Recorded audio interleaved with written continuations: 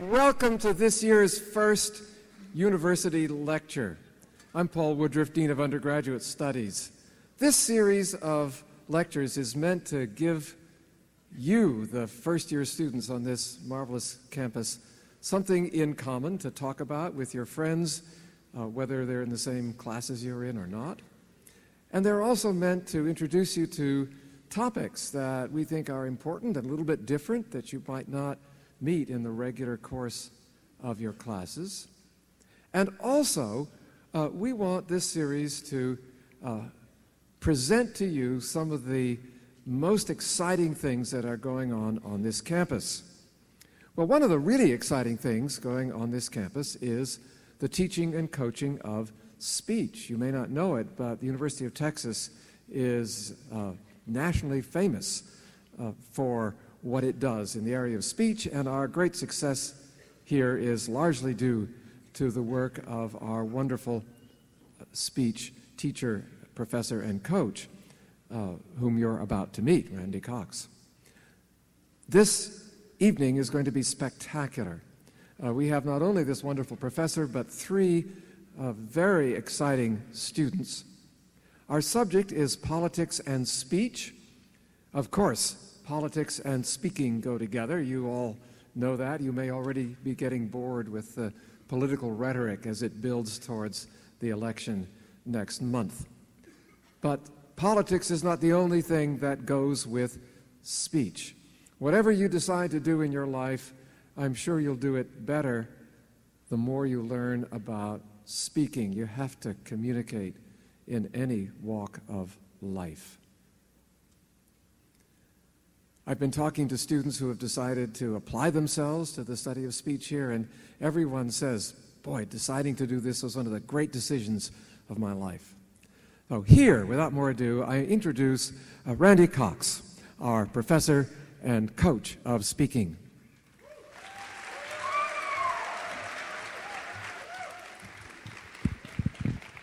All right, how's everyone doing tonight? Kind of lukewarm. We can do better than that. Try one more time. How's everyone doing tonight? All right, there you go. My name is Randy Cox. Let me tell you just a little bit about myself real quick. I graduated from the University of Texas. I was a Plan 2 major and was an undergrad here. I also did my graduate work here. And it is kind of my dream job to be able to then graduate from the institution where I was educated and then come back to teach here. It also means that I take those things that are burnt orange very personally, the heartfelt loss that we all experienced this weekend up at the State Fairgrounds. Not real happy with that team from north of the Red River, but better luck to us next time.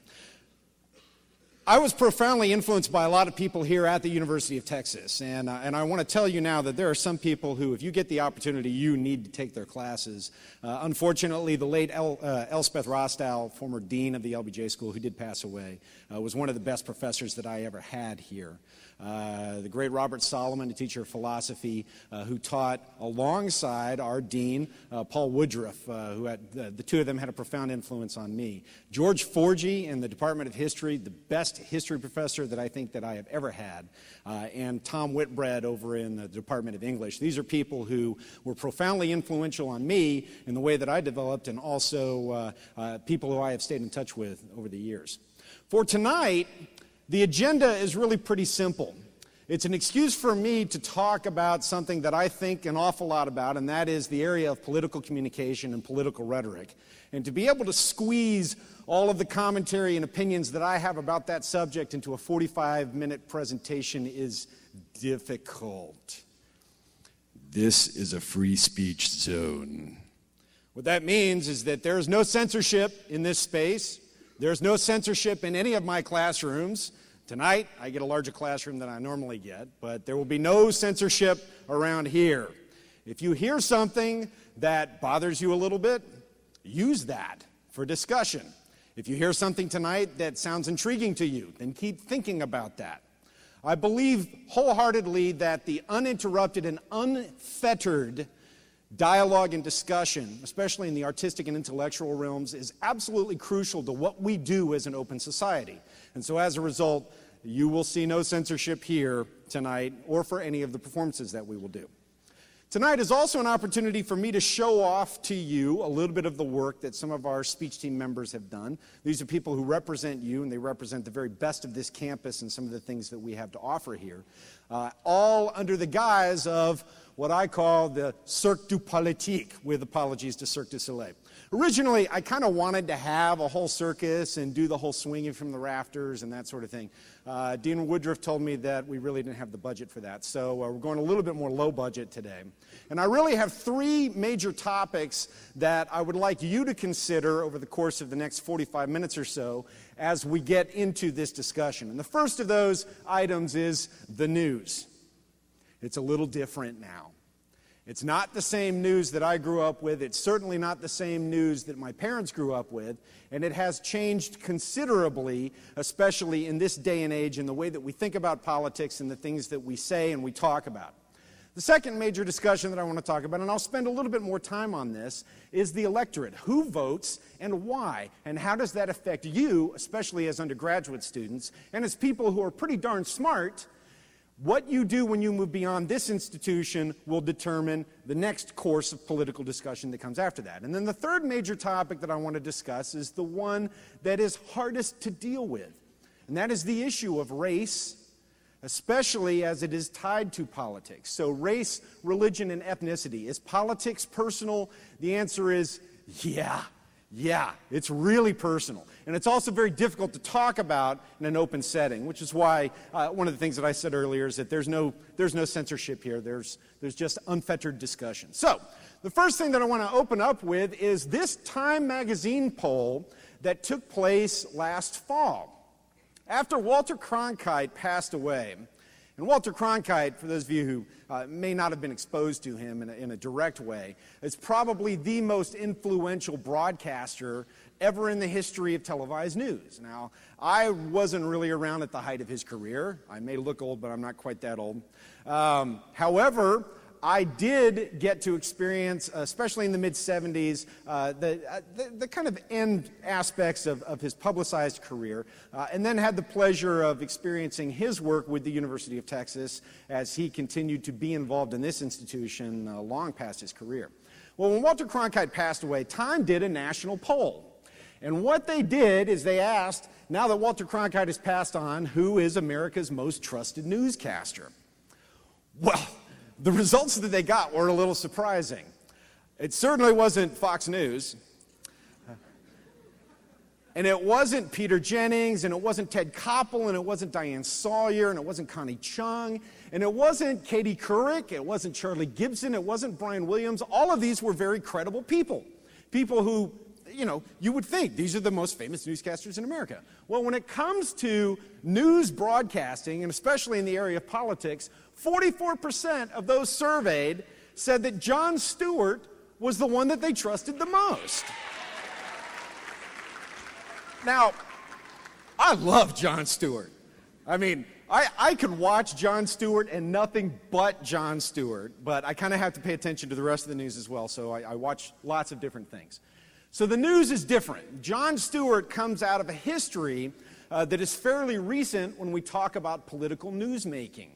And this is a history that really got started pretty late in the ball game. In the late 70s, Saturday Night Live became famous with a bunch of weekend news broadcasts that started with Chevy Chase and then were followed by Jane Curtin. And later, Dennis Miller really became famous by doing political commentary in a comic setting. Now, prior to that, it had been done kind of informally on the late-night talk shows like Johnny Carson and that sort of thing. But at this point, you start seeing people who really are making their careers on the basis of political comedy, and it changes the ballgame a little bit. Later on, Dennis Miller gets his own show on HBO, Saturday Night Live continues on, and then all of a sudden, a couple of guys by the name of Bill Maher and Jon Stewart come along, and everything changes. Bill Maher, who was famously fired from his show because he made a joke about 9/11 a little bit too quickly after it happened, and Jon Stewart, who originally was a politician who came to the political game and now has his own show, and he now has become the most trusted newscaster in the United States. And these poll numbers haven't changed a whole lot. The guy's brilliant.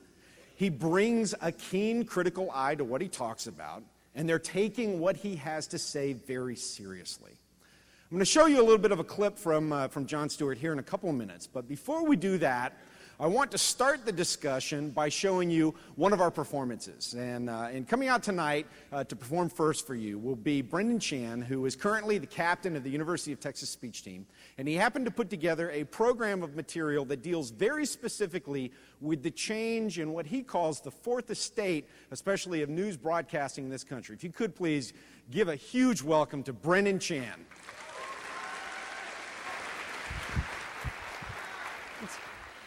Welcome back to Crossfire. Today we either have America's smartest funny man or the funniest smart guy on TV, Jon Stewart. Thank you very much. Now, I made a very special effort to come on the show today because I have oftentimes amongst my friends in the occasional television show and newspaper network referred to the show as being bad. And I felt that that wasn't fair and that I should come here and tell you that it's not so much that it's bad as it's hurting America. You see, we, the people, we need your help, but you're helping the politicians and the corporations. You're a partisan, partisan hacks. The federal government is composed of 3 branches of government. Now, I do not intend to give a detailed discussion of this government, rather to show that the media is not any less important than the government, and the important role that the media plays in a democratic society. The world seems different somehow. This morning, knowing that Walter Cronkite is no longer a part of it. It always felt like he was part of the family, like we knew him. And when there was bad news that had to be delivered, we wanted Walter Cronkite to be the one to give it to us. In this world of fast food news, there is no one that can even compare to him. You know, a couple of weeks ago when a Time magazine poll found that Jon Stewart was the most trusted man in America, it got a whole bunch of people in this serious lather. Even Stewart himself was dismissive of this poll, noting that he's a comedian, not a newscaster. In 1972, Time magazine named Walter Cronkite the most trusted man in America. 37 years later, after the death of Cronkite, Time asked the same question again. And this time, comedian Jon Stewart won. What Edmund Burke labeled the fourth estate of government, the media, is now at a place where it must be kept in check. Like Jon Stewart calling attention to the partisan hackery of the Crossfire hosts, The Daily Show and other comedic programs that are modeled after it have given rise to a new estate. One that seeks to assure that the media does not become slave to that which it covers. So, using the essay, Media, the Fourth Branch of Government by Uriah J. Fields, articles from the August 10th, 2009 Open Salon, July 20th, 2009 Washington Post, and July 24th, 2009 Psychology Today, broadcast from July 19th, 2009 CNN, October 15th, 2008 Crossfire, and September 17th, 2009 Daily Show. The Poetry, Political Theater, 2009 by Danny Strack, the Drama Network by Patty Chayefsky, and quotations from Walter Cronkite, a program. Exploring and appreciating the fifth branch of government. Well, John, let me tell you something that I think that we do valuable that I'd like to see you do. When we have politicians come on our show, we try to ask them pointed questions. Now, I'm going to contrast some questions that we ask with some that you asked John Kerry up on the screen. If you want to compare and contrast your show to a comedy show, then you're more than welcome to. John Kerry won't come on our show. He will come on your show. You have a chance to interview the Democratic nominee. Why not ask him real questions instead of just sucking up to him? You know, it's really interesting to hear you talk about my responsibility. I didn't realize this, and maybe this explains a lot, but I didn't know that news organizations were looking to Comedy Central for its cues on integrity. You know, if your idea of attacking me is saying that I don't ask hard-hitting enough news questions, we're in a bit of a pickle. When a far-left liberal views the world through blue-tinted glasses, Republicans all look the same. They want Obama to fail and your mother to die, so they'd still own slaves if they let them, and they pray every single day to Jesus Christ and Rush Limbaugh. But when that always right conservative slips on his own pair of rose-tinted glasses, Democrats all look the same too. They want to raise your taxes so they can buy your bank. Basically, they want to be communists so that they can release the gay terrorists and then gay marry them. And if our country was a movie theater, most our politicians would sit in the thin wings while the rest of us would occupy that wide stripe in the middle with the best view of the action. Only we can't hear the soundtrack running underneath the shouting match between left and right. It was a day that we hoped would never come. Walter Cronkite was the preeminent journalist of our time. He represents an era that has slipped away, an era when the modern evening broadcast could still be held in high esteem, an era when the CBS evening news anchor could be called the most trusted man in America. Mr. President, the only hot war that we've got running is, of course, the one in Vietnam. And we've got our problems there, quite obviously. Armstrong is on the moon. Neil Armstrong, 38-year-old American, is standing on the surface of the moon on this July 20th, 1969 from Dallas, Texas. The flash, apparently official. President Kennedy died at 1 p.m. Central Standard Time, 2 p.m. Eastern Standard Time, some 38 minutes ago. What I'm saying is this. I am here to confront you because we need your help. What you do isn't honest. It's partisan hackery. Wait, you have John Kerry come on your show and you suck up to him and you accuse us of partisan hackery. You're on CNN. The show that leads into me are puppets making crank phone calls. What is wrong with you? You have a responsibility to the public discourse and you fail miserably, man. You are never gonna get any truth from us. We will tell you any shit you people want to hear, but you people, you sit there day after day, night after night, all ages, colors, and creeds, and you're beginning to believe the shit that we're putting out here. In God's name, you people are the real thing. We are the illusion, so get up. Get up and turn your television sets off. Turn them off in the middle of the sentence that I'm speaking to you. Turn them off and leave them off. Turn them off. Political discussion in America is politically disgusting. The debate's been taken over by extremists. News programs populated by pretty people repeating talking points. News stories calculated to get ratings rather than report. And if I wanted to watch someone lip-sync meaningless shit, I'd flip to TMZ and watch Lindsay Lohan crash the cruise ship of her life. But if I want the real news, I turn to Jon Stewart on Comedy Central, like the truth has turned so tainted that it can't go down without a joke to help it. And that is what's wrong with extremist Stewart. Is funny. Absolutely, often hilariously so, but even more so, he's clear. He distills topics into simple, easy to understand topics that are, yes, funny, but God help us, clear and informative. He's got a point of view, no question, but you're still getting more fact from him than you are from Brian or Katie or Wolf or Charlie or Shep. So, is it bad that a news funny man is our most trusted news source? Yes, it is. It certainly reflects poorly on the media, but give Stewart his due. 4 days a week, he presents the best, funniest, and most informative half hour of news on this planet. We could be doing worse. From their positions, they only see one flat side of the world in 3 dimensions, like someone forgot to hand them their 3D glasses. And if you want to watch the movie without getting a splitting headache, your glasses need 1 red lens and 1 blue lens. Otherwise, you can't really see what's happening. So since we, the people, are the managers of our own theater, I think it's time to kick out anyone who won't stop shouting insults, drowning out the sounds of the speakers we want to hear, so that we can concentrate on the show and finally get some peace. Hey, everybody. Thank you very much. You're very kind. Welcome back to The Daily Show. Now, I've been thinking a lot about this. All of the great newscasters had their own signature sign-off. Edward R. Murrow had Good Night and Good Luck, a Walter Cronkite, and That's the Way It Is.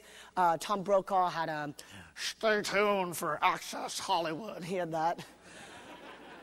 So I've been on the show for about 10 years now, and I got to thinking, maybe it's time I got my own signature sign-off. So I did some research, tossed some ideas around, and I think I've got a winner. Okay, here we go. Good night I'm Jon Stewart. Keep fucking that chicken. Give it up for Brendan Chan. That was a great performance. Think about, but no, let's go through this because I think this is important. Go ahead. You have become in some ways the voice of sanity here, which, as I said, is like being the thinnest kid. Cavuto sane? Which is like being the thinnest kid at fat camp. So let's just get that straight. Cavuto You're a sane? saint. You're a saint. No, Cavuto is not sane. Cavuto is insane? Neil Cavuto? He goes through, you know what's great about Cavuto is we did a piece on this, the Cavuto mark. His thing is all about questions. Are Democrats tanking the stock market? Question mark. It's all done with this kind of very subtle propaganda. So it's all done in questions. I'm not saying Obama's a Stalinist. I'm just putting up Stalin's picture behind me and saying all of his programs. Listen, I grew up in Jersey. Because Cavuto I know what this is. Lays out the conservatives, too. Please. I know what this is. This is, I come from Jersey. It's the same thing. I'm not saying your mother's a whore. I'm just saying she has sex for money with people. So all the techniques that here's how I know you are. Because Fox News has done a 180 on so many integral principles of what you would imagine a news organization to be. Fox News used to be all about you don't criticize a president during wartime. It's unacceptable. It's treasonous. It aid and comfort to the enemy. All of a sudden, for some reason, you can run out there and say Barack Obama is destroying the fabric of this country. But not in the Afghanistan situation. They've absolutely said he doesn't know what he's doing. Not here. When you're talking everybody here has been respectful in that theater and not undermined anything in that theater. That's absolutely not true. No, you went through the whole dithering thing. It took too long for him to make up the mind to deploy. But that's not the point. The point is any criticism of a president in wartime about anything. That's what the network was about. I criticize Bush all day long. Please. All day long. Here's what Fox has done. Through their cyclonic perpetual... We're back to the cyclonic. Their cyclonic perpetual emotion machine. That is a 24-hour-a-day, 7-day-a-week. They've taken reasonable concerns about this president and this economy and turned it into a full-fledged panic attack about the next coming of Chairman Mao. See, some people do that, but most people don't. Brett Baer's got a panel. Brett Baer's, When Jon Stewart first started getting popular, he was perceived as exactly what you would perceive any comedian to be, and that is that he was supposed to be a joke. And yet, here we see him being brought on with Bill O'Reilly, Dr. Bill O'Reilly, because he's got a doctorate, and coming on to that show to engage in dialogue. And Bill O'Reilly has reciprocated by going on The Daily Show and talking with Jon Stewart as well. Bill Maher is now taken seriously. Jon Stewart is taken very seriously. Stephen Colbert is taken very seriously. The establishment media, and it always cracks me up when we throw out those big, ginormous terms like the establishment media. Okay, the old guard doesn't really give a whole lot of credence to the changes in media that perhaps you might start taking for granted a little bit. It is a different ballgame that we are engaged in right now. The Huffington Post has become one of the most serious outlets for breaking news anywhere around. New York Times is about to go out of print. New York Times has estimated that within 5 years it will be an electronic-only medium. Washington Post facing some troubles. News and print media around the country facing economic hardship, as we all are right now, because the economy is not in very good shape. And yet, it is comedy news where we seem to find the most balance, probably a little bit left of center for the most part. Well, that's okay. At least they're making us laugh, and they're calling people on the hypocrisies and doing a really good job at it. So let's switch gears a little bit and talk a little bit about where these voting patterns come from and why we got to the point where we are now. When you take a look, for example, at your generation, at the group of people who are defined most closely with you, take a look at the statistics because they're not pretty. Typically, people between the ages of 18 and 24, only 43% of them or so are registered to vote. Of those 43% that are registered, a smaller percentage of them actually make it to the polls on a regular basis. And on a presidential election year, those numbers tend to be at their highest. Well, here we are. at a congressional election year. There's no presidency out there. It's going to be amazing to see what happens to the demographics as we go through this next voting cycle.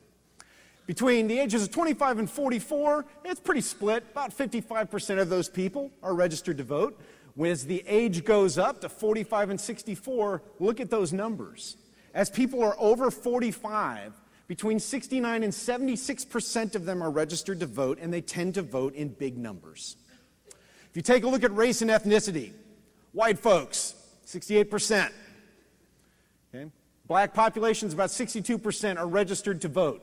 Asian and Pacific Islanders, the numbers are much lower. Hispanics, 53%, which in a state like Texas where we have a large Hispanic population, that number is a little bit disturbing. By gender, about 65% of men and 68% of women. 20 years ago, women voted in lower proportions than men did. That was one of the general myths of voting populations. Those numbers have shifted around a little bit. Let's talk about why. Okay, so who voted for whom? This is in the last presidential election. So these numbers are going to be a little bit skewed. We had high voter turnout in the 2008 elections. Very high voter turnout, especially in some demographic areas. The vote by sex, take a look at that. 53% of the vote was for females. Women are voting in larger percentages than men these days. 20 years ago, that wasn't the case. 56% of the women voted for Barack Obama, 43% voted for McCain. Between men, it was about dead even, about dead split. The votes by age are pretty telling. For your generation and for your demographic, the 18 to 29 vote, 66% for Barack Obama. 66% of those who did vote. Now, when you correlate that, unfortunately, with what we talked about earlier on age, even though the percentages are high, the flat numbers are a little bit lower because younger people tend to vote in less proportion. Between 30 and 44, 52% for Obama, 46% for McCain. And then as you got a little bit older, you see some splits. And for those who were 65 and older, they identified more with McCain than with Obama. Okay, so this is out of about 17,000 respondents coming out of the 2008 presidential elections. Okay, let's take a look at some other numbers here. Okay, who voted for whom? Money is a big predictor of who people are going to vote for. Okay, take a look up there. Under $15,000, yeah, 73% voted for Obama. Okay, makes sense. Democrats tend to align themselves more with poverty and welfare awareness and with programs that are geared towards trying to get rid of those as conditions of society. So it makes sense that they're going to vote that way. Between $30,000 and $50,000, between $15,000 and $30,000, 60% for Obama, 37% for McCain. As the money goes up, though, you see that the trends tend to even out. $50,000 to $75,000, dead even. 1 percentage point separating the two. Over $75,000, pretty close. Over $100,000, 51% for McCain, and over $150,000, 50% for McCain. Okay, then you get to an interesting number, that those folks who are in that tax bracket that we keep hearing about, that we're going to raise taxes for those people who are making more than $250,000, voted in a higher proportion for Obama than for McCain. Now, those numbers are pretty close, and these are national. But the national dialogue is very different from what we see, especially here in Texas. I mean, we're a red state, right? I mean, we are. We're a very conservative state in the overall scheme of things. Austin, maybe not very conservative. We're a little patch of blue in this sea of red that we like to call the great country of Texas. And yet, nationally, there were a higher proportion of those people who were more wealthy who were voting for Barack Obama. Okay, vote by race. Race is very important, and here's where we start kind of mixing up a little bit my secondary topics. White people, about 55% voted for McCain, 43% of white folk voted for Barack Obama. 95% of African Americans voted for Barack Obama. Okay. I was having a conversation with my mother about this. My mother's very conservative and lives in Florida, a very conservative state. Okay. She said, well, did you hear the polls? Like 90% of African Americans voted for Barack Obama. And I said, actually, I think it was closer to 95%, Mom. What's your point? She said, well, they're just voting for him because he's black. I said, of course they're voting for him because he's black. It's the first presidential candidate that we've ever had who was black. Identification is important. Politics is personal. And so it makes perfect sense then that 95% of the African Americans who voted would vote for Barack Obama. 67% of Latinos, 62% of Asians, 66% of all the other categories out there, which apparently don't comprise major demographic characteristics, according to CNN's national exit polls. However, the trends were very clear. In the 2008 elections, okay, there's a majority of white people who identified with McCain, and the vast majority of non-whites who identified more clearly with Obama and what he was saying. An interesting year, and a very different conversation from the one that we see going on right now. Okay, vote by education and race, when you correlate the two together. White college graduates still voted in a higher percentage for McCain. Whites without college, a much higher percentage for McCain. Non-white college grads, 75% for Obama. Non-white without college, 83% for Obama. Okay, those also tend to make sense when you correlate them with some other characteristics. This very quickly shows you all of the major demographic categories, and you can see by whether or not it's red or blue. And as you know, great research coming out of UT, which says we are not a red and blue nation, we are purple. Okay, which is awesome. So if you just squint and blur out, you'll see purple up there. But this shows you all of the major categories, but it brings to mind a general set of caveats, which is a little bit disturbing. So that based on the numbers, even of the 2008 presidential election, which had a much higher voter turnout, especially for non-white voters, than any preceding election in U.S. history, that those numbers still tend to tell us that the most likely voter in a presidential election is white, over the age of 50, married, college educated, making more than 75 grand, and going to church. Okay? Those are your most likely voters, which also helps to define for you why the Democratic Party and the Republican Party design their platforms and their agendas and their message in the way that they do. They're trying to appeal to specific groups of people who may or may not vote for them in order to retain that power. Now, in the pre-show slides, I noted a couple of interesting statistics. According to U.S. Census data, on any given decade, between 47 and 52% of Americans indicate on their census data that they align either strongly or moderately with the Democratic Party. Only 32 to 37% of respondents on U.S. Census data indicated that they aligned themselves either strongly or moderately with the Republican Party. 52% versus 37%, with the remainder indicating no major preference. Now that leads to the question then, why don't the Republicans win why don't the Democrats win every single time? And the answer is pretty straightforward. It's because of who votes, and it's because of the percentages of those categories of people that vote on any given election period. So, knowing all of this, things are changing a little bit. In 2008, we saw a wellspring of support at the populist level for Barack Obama and the Democratic Party. One of the old wives' tales of politics, and it's rooted in all of these demographics and statistics, is that if you're a Republican, you don't want high voter turnout. You want turnout from the people who are going to vote most likely for a Republican policy, and those people tend to fit the demographics that we saw earlier. If you're a Democrat, you want high voter turnout because that levels the playing field in terms of the percentages of who's going to vote. Those wives' tales don't apply this time because in 2010, you've got voter disillusionment on the Democratic side, and you've got a populist Tea Party movement, which needs to be taken very seriously by the Democratic Party, that is going to tend to vote Republican. This is a year when, if you're a Republican, you want high voter turnout, and you want it by the Tea Party folks, as well as your established votership. And if you're a Democrat, you've got to figure out a way to get your base out much more quickly than you have. And unfortunately, the survey data doesn't seem to indicate that as of the beginning of August, the Democrats are doing a very good job. Because back in 2006, the Democrats had huge advantages in some of these demographics. For example, Republican-leaning groups that were returning to the fold. In other words, these are groups who, by and large, tended to vote with the Republicans. The Democrats had a 2% and 3% advantage over the Republicans among Republican-leaning groups back in 2006. Height of the Bush administration, widespread voter and populist dissatisfaction with unpopular wars, and a presidential election on the horizon. A lot of dissatisfaction, which Obama and the Democrats were able to ride the tide of. Swing groups becoming disillusioned with the Democrats. Well, you still had a huge Democratic advantage down there with independents, white, non-Hispanic Catholics, and older folks. Look at those numbers. They're huge.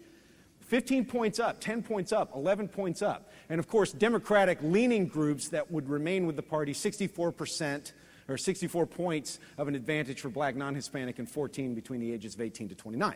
The youth tend to vote with the Democratic Party these days. Fast forward to August 2010, and those numbers look really depressing for the Democratic Party. Okay? Up there, it's only a 1 percentage point Democratic advantage as of the beginning of August, and those numbers continue to change around. And look at the swings. Republican-leaning groups returning to the fold. The Democratic advantage is now minus 13 points, minus 9 points. Even in swing groups becoming disillusioned with the Democrats, you see huge shifts. The Republicans are gaining in those areas and right now control advantages to the tune of 7 points, 5 points, and 3 points. The only groups that are staying stable right now are Democratic-leaning groups that are going to stay with the Democratic Party. So here's my question for you. Given all of this and seeing especially what happens here in the racial characteristics, I mean, you've got a jump actually there in groups that are leaning towards Barack Obama and the Democratic Party. Race still matters quite a bit. It is one of those unspoken discussions that we don't like to have in public a whole lot. But the way that we define our racial and ethnic and religious identities says a lot about the tendencies that we have when we go to the polls. And that's something that we're all going to have to take into consideration. Because as much progress as we may have made in 2008, electing our first African-American president, we really haven't come very far in solving some of the problems with racial, ethnic, and religious identity that continue to plague us. And we see that throughout the news every single day. In order to highlight that a little bit, I want to bring out two more performers for you. And as I said before, this is a chance for me to showcase some of the best of what we do here at the University of Texas. The two students that you're going to see are Brian Gaston and Angelica Davis. They are the reigning national champions in duo performance of literature. And if you could please give them a huge round of applause as they come out for you.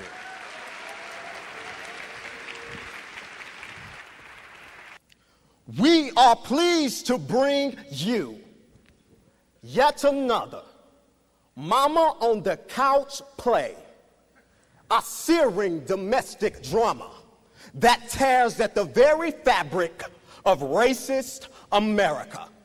Act one, scene one. There is a couch with a mama on it. Both are well worn. Enter Walter Lebo Willie Jones, Mama's 30-year-old son. His brow is heavy from 300 years of oppression. Son, did you wipe your feet? No, Mama, I didn't wipe my feet. Because every day out there, Mama, is the man. The man, Mama, and he's wiping his feet on me. Oh, don't worry, baby. God will find a way. God, Mama? When has your God ever done a damn thing for a black man? Come here, son. Not in my house. Not in my house. Will you act like that again? Hold on. Wait one goddamn minute. This is my play. It's supposed to be about me and the man. Walter Lebo Willie Jones, this is the man. You have been convicted of overacting. Come out with your hands up. Well, now that does it. Well, now, this exhibit beautifully illustrates an era marked by creativity and introspection. The 1980s, otherwise known as the Enlightenment era. That's right. The Enlightenment era told us the truth.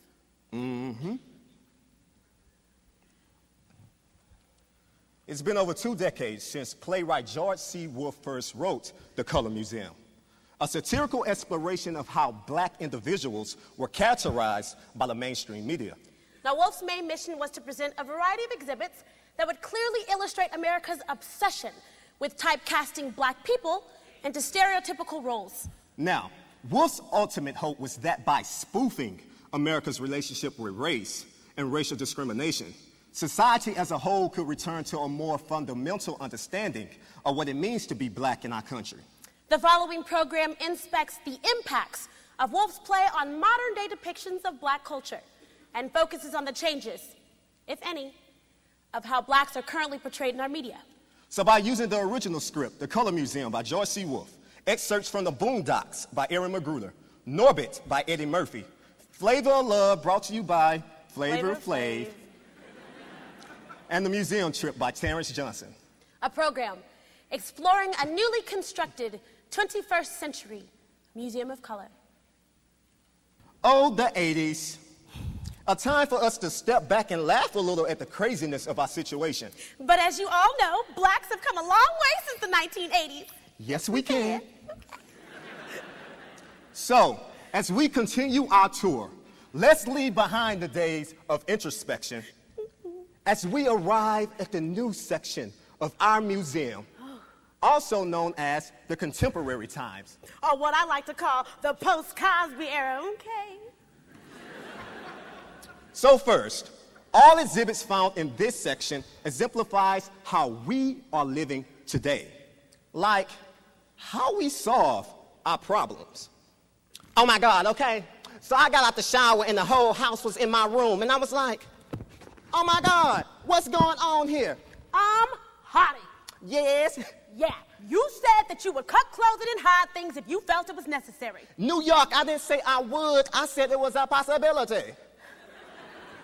Okay, well, a possibility is enough for me to confront you. So, my jacket is missing. Do you have it? I would tell you point blank, okay? Hiding and stealing things, not part of my game. Okay, well, how are you gonna get me a new goddamn jacket, all right? Cash, credit, or charge, because you will buy me a new jacket, all right? You know what? I might be a bitch to the heart, but at least I don't go around here smiling in all these little girls' faces like a wolf in sheep's clothing, all right? See, because I'm a wolf, all right? You see me coming. You know what? You're just jealous, okay? Because all my friends who know me say that I remind them of Beyonce. Beyonce? Beyonce? Bitch, are you fucking insane? Oh my God, Beyonce, I'm so sorry that an ugly-ass bitch like this would even say something like that. Bitch, you know who you really look like? Bitch, you look like Luther Vandross. Whatever. Problem solved. Next, how we exist in our natural habitat. How we interact with our fellow Homo sapiens. Morning, Respucia. Morning, Rasputia, my ass. Mess when you don't be late for my dance class. God damn it, Norman. How many times I gotta tell you not to be messing with my goddamn car seat? I didn't touch your car seat, Respucia. Well, how come it's all moved up like this then?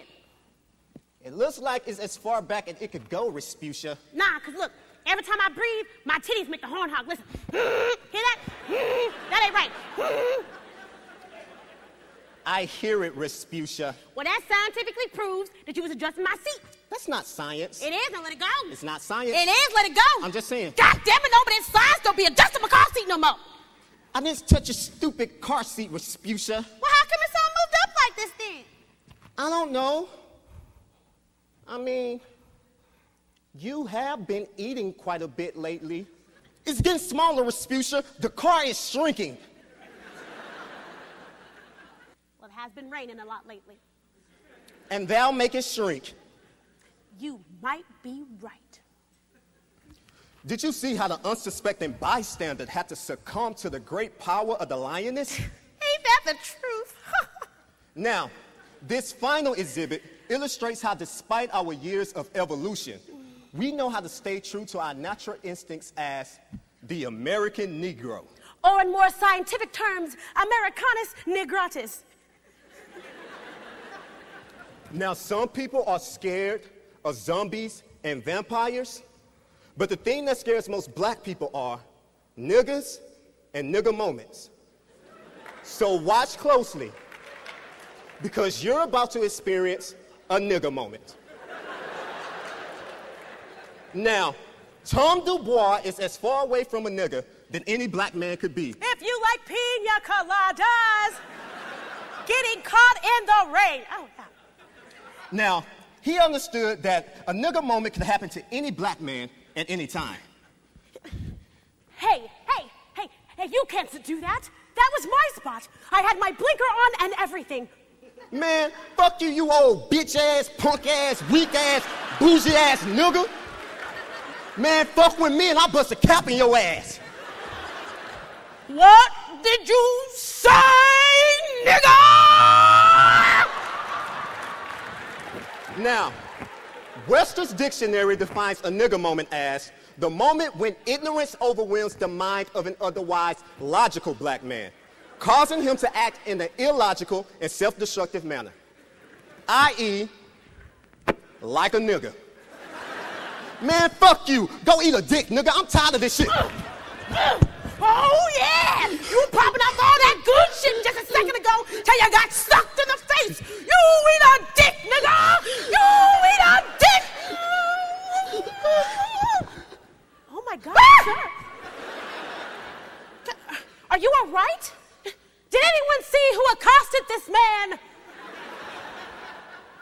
If they had their own categories, nigger moments will be the third leading killer of black men, behind Pork chops and FEMA.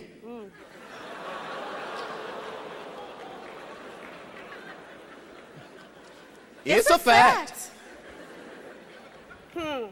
Interesting. But you want to hear the real facts? Here we go. Fact. Now, these three portrayals wonderfully illustrate our current relationship with race. Fact. All contemporary portrayals do not help portray our people in a positive light. Now, fact. 20 years ago, these same sort of over-the-top characterizations were being glamorized in movies, television, and magazines. In fact, 20 years later, these same representations still exist, thanks to writers who, ironically, are black. So now here's the truth. Truth. Now, these characterizations of African American people, you know, it may be fun to laugh at. But in the end, it only complicates a person's struggle to be seen as just a person. So as George C. Wolfe wrote over 20 years ago, snap if you feel like you have no history and no past. Snap if you feel like being black is too emotionally taxing. Snap if you rather just be black on weekends and on holidays. And snap because we all know that it's time for a change. Snap.